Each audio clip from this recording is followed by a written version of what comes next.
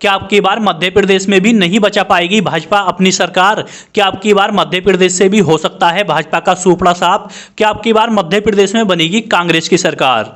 नमस्कार दोस्तों, आज के इस वीडियो में हम बात करेंगे मध्य प्रदेश विधानसभा चुनाव के ओपिनियन पोल के बारे में। दोस्तों, जैसा कि आप सबको पता है, अब से कुछ दिन बाद मध्य प्रदेश में विधानसभा के चुनाव होने वाले हैं। तो अब की बार मध्य प्रदेश में किस पार्टी की सरकार बन सकती है, आज के इस वीडियो में ओपिनियन पोल के माध्यम से जानने वाले हैं। और दोस्तों, कमेंट बॉक्स में अपने विचार अवश्य लिखें, आपको क्या लगता है अब की बार मध्य प्रदेश में किस पार्टी की सरकार बनेगी? क्या अब की बार मध्य प्रदेश में भाजपा की सरकार बनेगी या अब की बार मध्य प्रदेश में कांग्रेस की सरकार बनेगी? कमेंट बॉक्स में अपने विचार अवश्य लिखें। दोस्तों, हमारा परिवार 25,000 लोगों का होने वाला है। यदि आपने अभी तक हमारे चैनल को सब्सक्राइब नहीं किया है तो प्लीज चैनल को सब्सक्राइब करके हमारा सहयोग अवश्य करें। तो चलिए दोस्तों, आज के वीडियो को शुरू करते हैं। तो चलिए दोस्तों, सबसे पहले हम बात कर लेते हैं ग्वालियर जिले की। ग्वालियर जिले में विधानसभा की कुल 6 सीटें हैं। यहां पर भाजपा और कांग्रेस के बीच कड़ी टक्कर देखने को मिल सकती है। ग्वालियर की 6 विधानसभा सीटों में से भाजपा के खाते में 3, जबकि कांग्रेस के खाते में भी 3 विधानसभा सीट जाती दिख रही हैं।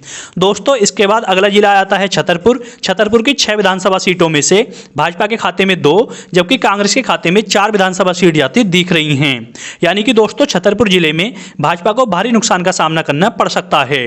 दोस्तों, इसके बाद अगला जिला आता है पन्ना।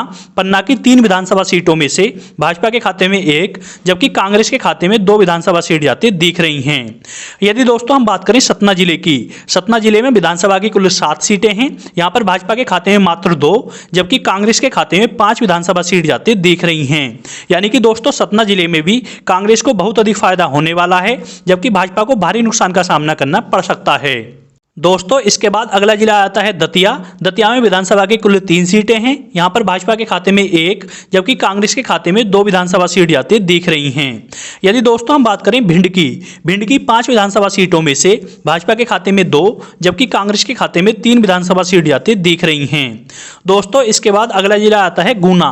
गुना की 4 विधानसभा सीटों में से भाजपा के खाते में 1, जबकि कांग्रेस के खाते में 3 विधानसभा सीट जाती दिख रही हैं।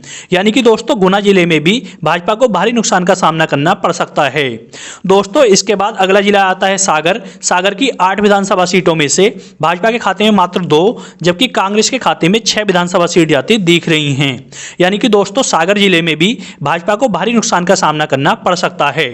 यदि दोस्तों हम बात करें उज्जैन की 7 विधानसभा सीटों में से भाजपा के खाते में 3, जबकि कांग्रेस के खाते में 4 विधानसभा सीट जाती दिख रही हैं। दोस्तों, इसके बाद अगला जिला आता है मुरैना। मुरैना में विधानसभा की कुल 6 सीटें हैं। यहां पर भाजपा के खाते में 2, जबकि कांग्रेस के खाते में 4 विधानसभा सीट जाती दिख रही हैं। दोस्तों, इसके बाद अगला जिला आता है शिवपुरी। शिवपुरी में विधानसभा की कुल 5 सीटें हैं। यहां पर भाजपा के खाते में 2, जबकि कांग्रेस के खाते में 3 विधानसभा सीट जाती दिख रही हैं। दोस्तों, इसके बाद अगला जिला आता है जबलपुर। जबलपुर की 8 विधानसभा सीटों में से भाजपा के खाते में 5, जबकि कांग्रेस के खाते में 3 विधानसभा सीट जाती दिख रही हैं। यानी कि दोस्तों, जबलपुर जिले में भाजपा को फायदा हो सकता है, जबकि यहां पर कांग्रेस को नुकसान का सामना करना पड़ सकता है। दोस्तों, इसके बाद अगला जिला आता है रतलाम। रतलाम की 5 विधानसभा सीटों में से भाजपा के खाते में 2, जबकि कांग्रेस के खाते में 3 विधानसभा सीट जाती दिख रही हैं। यदि दोस्तों हम बात करें इंदौर की 9 विधानसभा सीटों में से भाजपा के खाते में 4, जबकि कांग्रेस के खाते में 5 विधानसभा सीट जाती दिख रही हैं। दोस्तों, इसके बाद अगला जिला आता है टीकमगढ़। टीकमगढ़ में विधानसभा की कुल 4 सीटें हैं। यहां पर भाजपा के खाते में मात्र 1, जबकि कांग्रेस के खाते में 3 विधानसभा सीट जाती दिख रही हैं। दोस्तों, इसके बाद अगला जिला आता है भोपाल। भोपाल की 7 विधानसभा सीटों में से भाजपा के खाते में 2, जबकि कांग्रेस के खाते में 5 विधानसभा सीट जाती दिख रही हैं। यानी कि दोस्तों, भोपाल जिले में भी भाजपा को भारी नुकसान का सामना करना पड़ सकता है।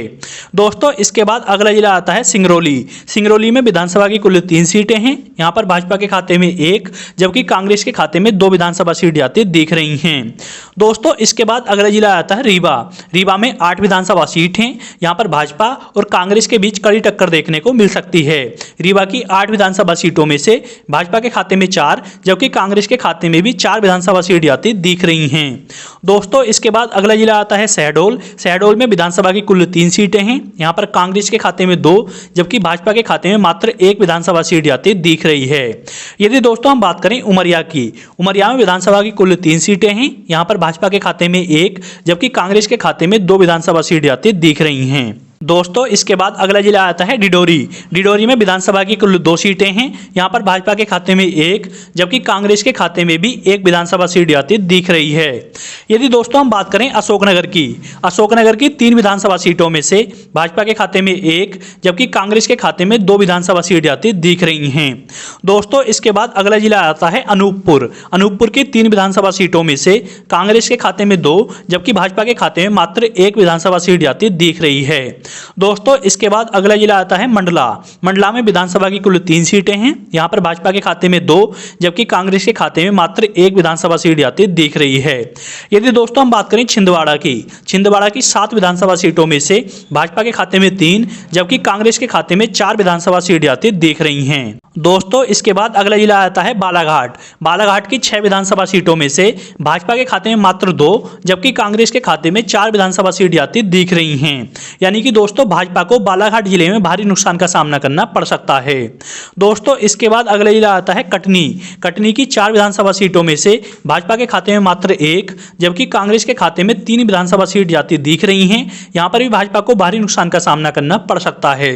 दोस्तों इसके बाद अगला जिला आता है श्योपुर की 2 विधानसभा सीटें भाजपा के खाते में जाती दिख रही हैं। यहां पर कांग्रेस को भारी नुकसान का सामना करना पड़ सकता है। दोस्तों इसके बाद अगला जिला आता है नरसिंहपुर की 4 विधानसभा सीटों में से भाजपा के खाते में 2 जबकि कांग्रेस के खाते में भी 2 विधानसभा सीट जाने की संभावना है। दोस्तों इसके बाद अगला जिला आता है सिंधी की हम बात करें तो यहां पर 4 विधानसभा सीट हैं। यहां पर भाजपा के खाते में 1 जबकि कांग्रेस के खाते में 3 विधानसभा सीट जाने की संभावना है। यदि दोस्तों हम बात करें सिवनी जिले में विधानसभा की कुल 4 सीटें हैं। यहां पर भाजपा के खाते में 1 जबकि कांग्रेस के खाते में 3 विधानसभा सीट जाती दिख रही हैं। यदि दोस्तों हम बात करें शाजापुर में विधानसभा की कुल 3 सीटें हैं। यहां पर भाजपा के खाते में 2 जबकि कांग्रेस के खाते में 1 विधानसभा सीट जाने की संभावना है। दोस्तों इसके बाद अगला जिला आता है बड़वानी की 4 विधानसभा सीटों में से भाजपा के खाते में 1 जबकि कांग्रेस के खाते में 3 विधानसभा सीट जाने की संभावना है। यहां पर भी भाजपा को भारी नुकसान का सामना करना पड़ सकता है। दोस्तों इसके बाद अगला जिला आता है मंदसौर में विधानसभा की कुल 4 सीटें हैं। यहां पर भाजपा के खाते में मात्र 1 जबकि कांग्रेस के खाते में 3 विधानसभा सीट जाती दिख रही हैं। यदि दोस्तों हम बात करें धार जिले की 7 विधानसभा सीटों में से भाजपा के खाते में 3 जबकि कांग्रेस के खाते में 4 सीट जाने की संभावना है। दोस्तों इसके बाद अगला जिला आता है झाबुआ के 3 विधानसभा सीटों में से कांग्रेस के खाते में 2 जबकि भाजपा के खाते में मात्र 1 विधानसभा सीट जाती दिख रही है। दोस्तों इसके बाद अगला जिला आता है अलीरापुर में विधानसभा की कुल 2 सीटें हैं। यहां पर भाजपा के खाते में 1 जबकि कांग्रेस के खाते में भी 1 विधानसभा सीट जाती दिख रही है।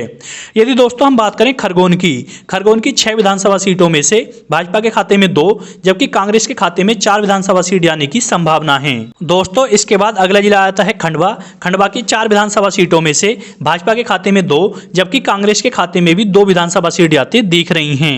यदि दोस्तों हम बात करें देवास में विधानसभा की कुल 5 सीटें हैं। यहां पर भाजपा के खाते में 2 जबकि कांग्रेस के खाते में 3 विधानसभा सीट जाती दिख रही हैं। दोस्तों इसके बाद अगला जिला आता है आगरमालवा की 2 विधानसभा सीट कांग्रेस के खाते में जाती दिख रही हैं।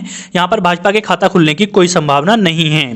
दोस्तों इसके बाद अगला जिला आता है राजगढ़ में विधानसभा की कुल 5 सीटें हैं। यहां पर भाजपा के खाते में 3 जबकि कांग्रेस के खाते में मात्र 2 विधानसभा सीट जाती दिख रही हैं। दोस्तों इसके बाद अगला जिला आता है सीहोर की 4 विधानसभा सीटों में से कांग्रेस के खाते में 3 जबकि भाजपा के खाते में मात्र 1 विधानसभा सीट जाती दिख रही है। यदि दोस्तों हम बात करें रायसेन जिले में विधानसभा की कुल 4 सीटें हैं। यहां पर भाजपा के खाते में 1 जबकि कांग्रेस के खाते में 3 विधानसभा सीट जाती दिख रही हैं।